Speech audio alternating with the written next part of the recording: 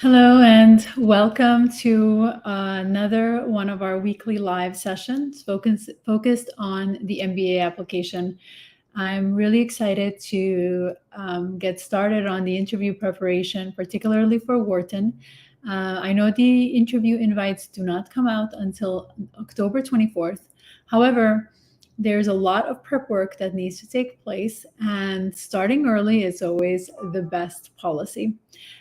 Insofar as, of course, you are mentally prepared, you're starting to think about the different components of what it takes to be successful in a Wharton team-based discussion, which is what TBD stands for. So you'll hear me talk about TBD, and that's really what I'm referring to for those who are new to the process. Before we dive deeper into today's topic, I wanted to just briefly discuss logistics.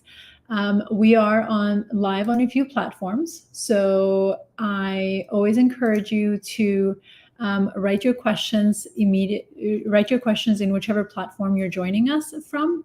I will not be showing your question on the screen, but I will be reading it, and I'll be monitoring my other screen on this other side, just so this way I can answer questions as they come about. Also, I wanted to invite you to our essentially next week's sessions. We're going to be moving into discussing schools, and our first school is going to be Harvard versus Stanford, who should be applying. And that is if you are around two applicants, which I saw from the registration, you may want to attend one of those. If you're looking at Wharton, you are most likely a strong candidate for the other two schools. So I invite you to join that particular session. And also, I'm really excited today to announce that we have just launched the Wharton TBD. We will be having a Wharton specific interview preparation program. It opens officially on the day that the interview come out, because to register for this event, you do need a Wharton team-based Wharton interview essentially invite. It is quite intense in terms of what the process looks like and how you need to prepare. And of course, we want to reserve the limited seats that we have for those individuals who are actually invited to interview. Now, if you are on your list for round one application, excuse me, I encourage you to visit the website on the screen. So cadmissions.com, Wharton TBD interview prep, and essentially register to be notified, to be reminded once the interview comes out, interview invites come out. It's really important to, there's going to be a lot of emotions happening on that day, and having a reminder is always helpful, knowing that there is support around. So there is no obligation to sign up. You will just be notified once the interview, once the application, once the interview invites come out, and we have open enrollment for the Wharton TBD. The website will show you what the program entails. It's quite intensive in terms of what you have to go through, and that's really to help you make sure that you are fully prepared for the Wharton TBD. And we'll talk a little bit more about what does a Wharton TBD, how is it different from other schools. So with that, why don't we get started and talk about the Wharton experience. So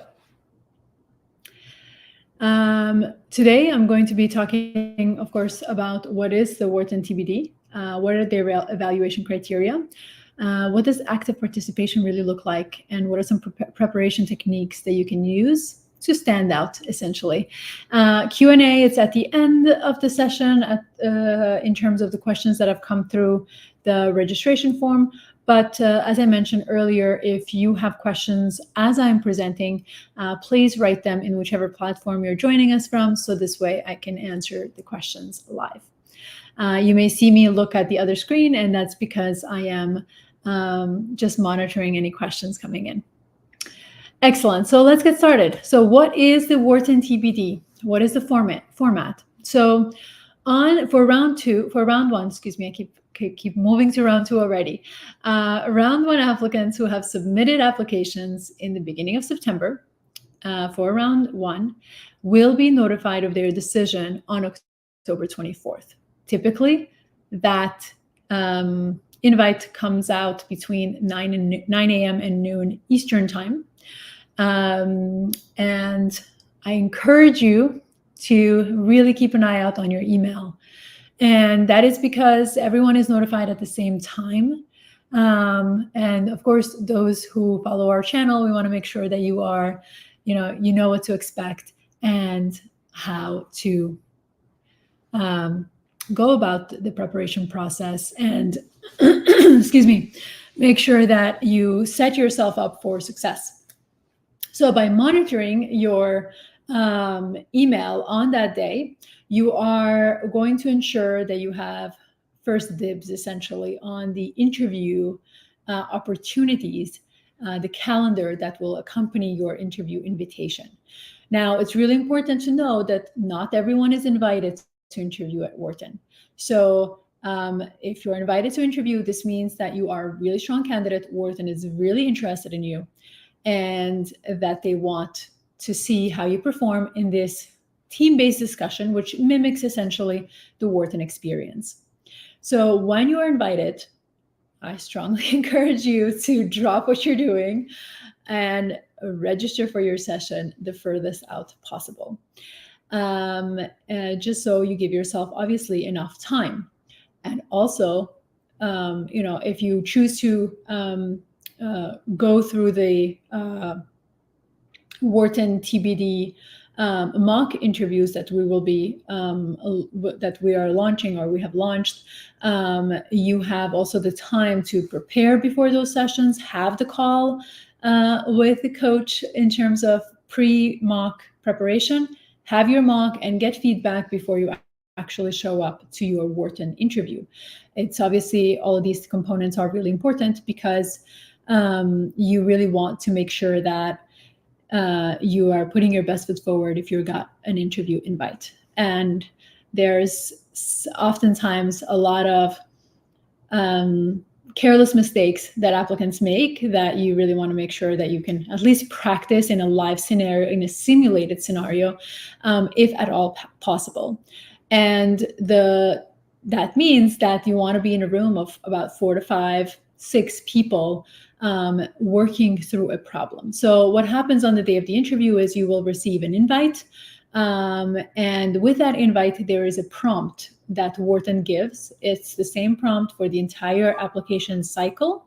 So anyone who's applying in round 1, round 2, or round 3 will have the same prompt. However, it changes every single year. The prompt itself changes every single year. So what happened last year won't happen again, will not be the same exact prompt this year. So with round 1, the new prompt will be released. There will be instructions, and essentially on the day of the interview, you and your team will have 30 minutes to discuss and come up with a solution to the problem that has been given to each one of you. Obviously, the same prompt is for everyone. And then you have 5 minutes at the end to present to the moderator who is moderating the room, the interview, the TBD essentially. After that, you have a 10-minute one-on-one with the interviewer and with the moderator, and everyone that's in that room, so the 4 to 6 people that are in that room, have to wait their turn for that 10-minute session. So this means you have to block out 2 hours for this 30-minute interview. It's really important to remember that this is an entire process that you have to go through. The evaluation, so basically the team-based discussion is an evaluation on group dynamics. How are you going to be if you are at Wharton? How are you going to show up in your team discussions that you will have consistently at Wharton? The goal for you on this day is to collaborate and handle leadership in group setting. And this leadership means different things for different people, and everyone's leadership may look different, and that is okay. Of course, so long as you're collaborating in this environment. And the challenge, of course, is that you do not know who is going to be interviewed with you on the same day in the same slot. So you're randomly selected to be in that room, essentially. All right, let me just make sure there are no questions. So if you have your questions, write them in the chat. All right, excellent. So the evaluation criteria from the perspective of the business school itself, the evaluation criteria is that they're looking for your ability to work well in a team. I mean, obviously it's a team-based discussion, so I think that's obvious, but I just want to make sure that it's included in there.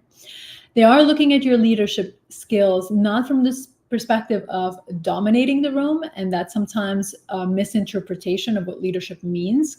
And it's really important that you try not to dominate a room. Rather, you are there as a guide. You see yourself as a guide helping the team get to a final conclusion, a final resolution to the problem that you have been all presented. They're looking for effective collaboration. So everyone is going to have their own personality. Some people are more talkative, some people are more shy, and everyone in between. And you know, you want to make sure that you can work in with different personalities, right? They are going to be looking at your problem-solving abilities and the way you ask questions to solve the problem. You don't have to have the solution to the problem. It's about collective collaboration to solve a problem, and you must contribute to that problem-solving process. Of course, they are looking for adaptability and openness to new ideas. So you are going to come into the session, because you get the prompt in advance, you're going to come into the session with your 1-minute pitch in terms of how you would solve this problem if you were the final decider. Now, of course, everyone will have their own pitch, their own ideas of what they think, how they think this problem should be resolved. If your idea is not picked, you can't sit there and be upset about it, right? This is not the environment that you want to do that. Here, you really want to showcase adaptability and an openness to other people's perspectives. And oftentimes, how this translates in the Wharton TBD environment is that no one's sole idea is picked. Typically, it's an amalgamation of different ideas that come together as a collective. So having the ability to be okay with your idea not being picked, and I know you would work hard to get that idea to that session, but you know, being able to let go is sometimes a really great strength, and that is something that, of course, they're evaluating on as well. All right. And of course, we will be simulating this in our Wharton TBD, the mock session that we're simulating. That course, that program will be launched on October 24th. So right now you have an opportunity to just register your interest that you want to know when this once the Wharton mock interview becomes live. So you go to the website on the screen and read through what it entails and just register your interest there. Okay, so let's continue. So what does active participation look like? You obviously want to be someone who's communicating clearly and respecting speaking time.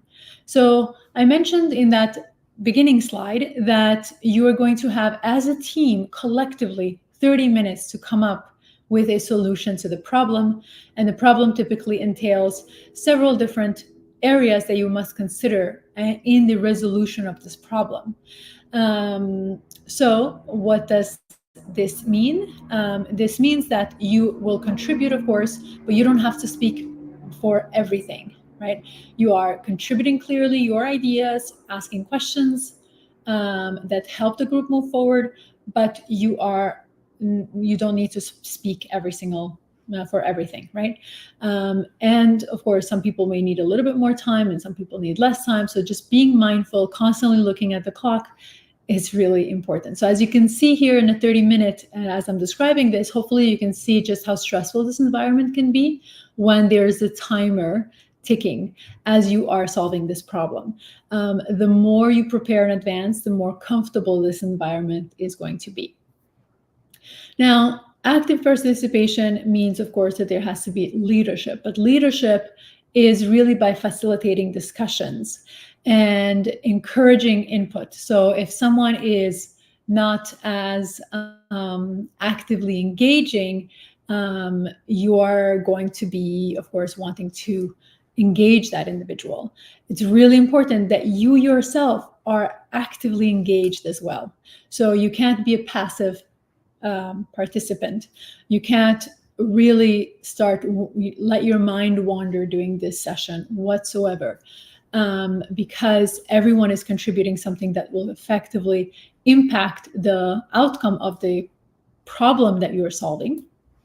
And you need to be aware of where that conversation is going at all times, okay? Also, leadership can show up in the way you help organize the ideas and move the team forward, so that, someone can be a really good idea generator, but they may not be really good at organizing their ideas, right? So another person can be really good at that, right? So just keeping everyone on track. Everyone contributes different things to a team dynamic, and it's okay whatever your contribution is, but you must know where your strengths lie and how you can make sure that obviously is demonstrated during the actual interview. You are going to contribute to solutions, and whatever that solution is, right? Whether that is coming up with an idea, asking the right questions, organizing ideas of other people, making sure that everyone is mindful of time, redirecting conversations that are taking too long or moving away from the topic at hand. It's a lot of work, right? And you have to it's your responsibility, not the team, because every person individually is responsible for this, to stay aware of the time constraints and help stay on track. Some people are better at this than others, but you must take it upon yourself to really be fully present during that entire 35-minute session itself. Okay, let's continue. So preparation techniques. So when you receive the prompt, don't panic. First and foremost, when you receive the invite, your first job is to make sure that you book that interview as furthest away as possible. Further away from the date of the interview as possible, so you give yourself ample time to prepare. Then your next job is to really analyze the prompt. You really want to know what it is they're asking for, what are the elements of what they need from you. And of course, you want to start then to brainstorm what are some potential solutions in terms of, if you were given this problem, how would you handle it? Obviously, research is involved in here. Typically, at least in the years that I've been in practice, every year the prompt for Wharton has been one where it has something to do with Wharton itself, right? So Wharton is launching a new initiative, and this is a solution to something that they're working on themselves. So now it's an opportunity for you to research, obviously, potential solutions, potential ways, creative ways to come up with a framework in how you would solve this problem. You also want to practice group discussions to improve your ability to think on your feet. If it wasn't clear until now, hopefully it's clear now that there are many different layers to the Wharton TBD experience that you must be mindful of as you go along in terms of your preparation. It's not just about having your responses. So you need to have your response, but then you also need to understand how to work with other people, how to engage those who are maybe not as talkative. I had a client last year who essentially was in a team-based discussion in a group dynamic where it was really challenging to get anyone to communicate in this setting, right? So they had to work extra hard to bring people out of their shell to actually move the needle, move the conversation forward. And that is a challenging job to hold, and you don't know until you are in a setting like that. And obviously when you're in the setting like that, it's a little bit too late to kind of come and figure out how to solve this. It's a one-time shot. You do it this year. If it doesn't go the way you wanted it to go, you would have to wait until next year to reapply, right, to the school. So we definitely want to give you tips and tricks and opportunities for you to make sure that you minimize the chance of having to redo this all over again, right? And that means you have to practice and prepare. So you're practicing group discussion to improve your ability to think on your feet, as I mentioned. And this sometimes is difficult because, you can ask your friend to participate, but your friend is not going to come in with their ideas. And it's also not a group in two people, right? It's not a group. So you need to simulate this kind of environment as much as you can. And like I mentioned, we are launching this program, which is the Wharton TBD. And you can register for that as well. So the other component that's really important for you to remember is that in your preparation preparation sort of strategy, you must think of yourself not as needing to interject everywhere, but rather interject thoughtfully. Whether you're moving the question or you're redirecting the team, you have to do so thoughtfully. Really important as something that you need to practice. And this will come through only when you have done a really thorough research around, have analyzed carefully the TBD, making sure that you fully understand what it is that they're asking of you to do. Who is the audience that they want you to target? How do you understand that audience in terms of what they want, what their needs are? And then brainstorming different avenues, different ways to get this problem solved, essentially.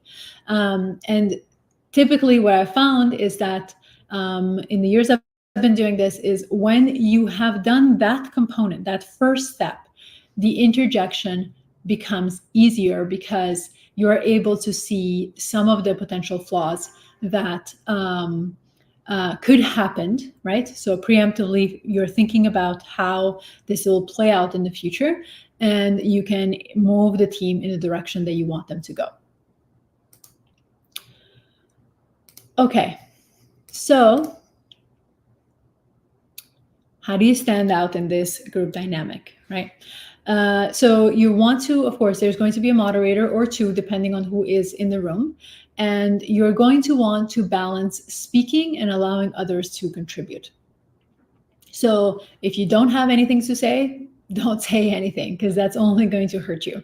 Rather, say when you feel like you have something that will add value, ask a question when you think that that will add value. And it's really important to make sure that you're following the pace of the discussion and not coming at the end with a question that would have to require the team to go back to the drawing board and redo the solution, right? Ask thoughtful questions that guide, not dominate, not move the team in a way that is not going, with the flow, essentially. Facilitate progress, whether that is, again, asking the question or making sure that everyone is answering the prompts and you're keeping track and making sure that everyone is moving in the right direction. Positive, solution-focused attitude. I think this goes without saying, but I have heard stories, so I will say it. You have to have a growth mindset going into the Wharton TBD, or really any top-ranked business school interview process. Pessimism, negativity is not going to win. It's not going to help you stand out. Rather, solution-focused attitude is the thing that wins the wins the interview. And then be adaptable. I mentioned earlier, if your idea is not picked, it's okay. It's not going to be the thing that gets you rejected. I assure you. There have been many clients whose ideas were not chosen as part of the team, and many clients whose ideas were chosen, or parts of their ideas were chosen. And there are success stories in each one of them. So you should not be holding on to any idea as needing to be there, but rather you have done your part, you have done your research, you have demonstrated that you've done your research by showing up with your 1 minute pitch, and 1 minute only, nothing more. And that you're adaptable to integrating other people's ideas, because they can be better, and that's okay. Wharton does not evaluate you based on your idea generation. Rather, how can you help collectively, how engaged you are, how can you help the collective team move forward and get to the ideal solution that the team thinks is the best option moving forward. Excellent. So with that, let's move into a couple of questions. I know I've been talking for a while, so I'm going to stop sharing screens. If you would like to, let me just do this. If you would like to discuss how we can support your Wharton or round 2 applications, definitely reach out. We have a free consultation where we discuss how CE admissions and our approach here can support you through this process. So definitely feel free to reach out, whether you're watching this live or a replay. That can be really, really helpful. All right, so let's move to questions that have come through the registration form. I have received a question that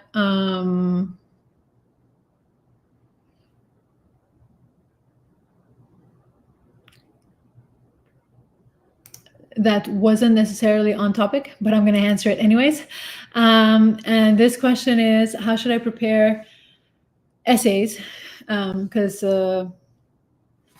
it's a goals essay typically as SOP for these universities, and how to make it in a fashion that is more acceptable by them. I would say SOP, so statement of purpose, which is typically the goals essay. It's really about making sure that you are authentically yourself, while taking into account, of course, what the schools look for in terms of what is feasible and what is doable.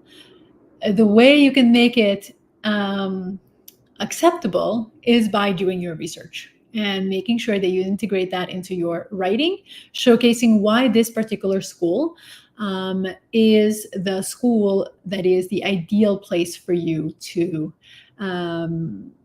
get to where you want to go, right? So it's really important for you to be able to capture that in your writing itself. So it's no magic solution. It's really doing the legwork, because by doing the legwork, you will have a much clearer idea of what the school offers, and therefore a much easier time to write your statement of purpose. All right, next question. What traits or skills do successful TBD participants usually demonstrate? Preparedness is absolutely one of the most important ones. They are really engaged in the room. So they're really focused in the task at hand. Nowadays it's really challenging to stay focused for 30 minutes, but this is what the experience is asking of you, to be fully engaged with this journey with everyone that is in the room, and listen to the contributions of your teams and team members, and be able to draw them in to the discussion. So if someone introduces their prompt initially, you are paying attention to what that person has said, and if it calls for, you draw them in later down the line of the discussion to bring their idea forward.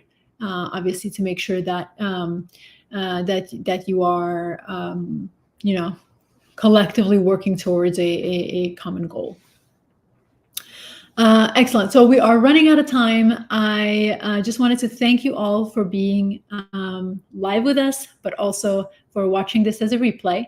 If you have friends in your community who are also considering Wharton, whether in round 1 or round 2. Share this video.